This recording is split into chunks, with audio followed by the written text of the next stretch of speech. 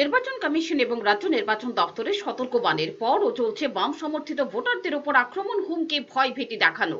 রবিবার সিপিএম খোয়াই জেলা কমিটির কার্যালয়ে এই অভিযোগ করেন বিধায়ক নির্মল বিশ্বাস। তিনি অভিযোগ করেন, শুধু হুমকি, আক্রমণ, ভয়ভীতি প্রদর্শনী নয়, ভোটার তালিকা থেকে নাম বাদ দিয়ে দেওয়া হচ্ছে বাম সমর্থকদের। মিথ্যে মামলায় জড়ানো হচ্ছে সিপিএম কর্মী সমর্থকদের।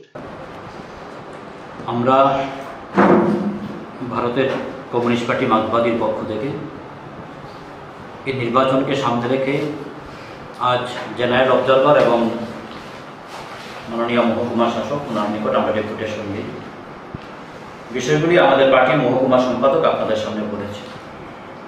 তার বাইরে আমি যে বিষয়গুলি বলতে চাই,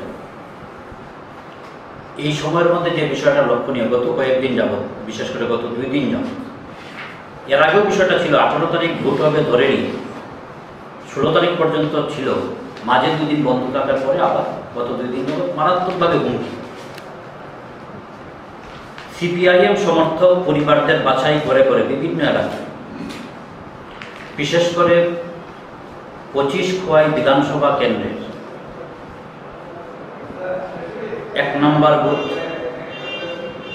2 নম্বর বুথ, 3 নম্বর বুথ, 9 নম্বর বুথ, 15 নম্বর বুথ, 16 নম্বর বুথ, 18 নম্বর বুথ, এইভাবে আমরা বলতে পারি যে অন্তপক্ষে 20 থেকে 22টি বুথে এখন পর্যন্ত খোয়াই বিধানসভা কেন্দ্রে এবং এর পাশাপাশি আমাদের মহকুমা।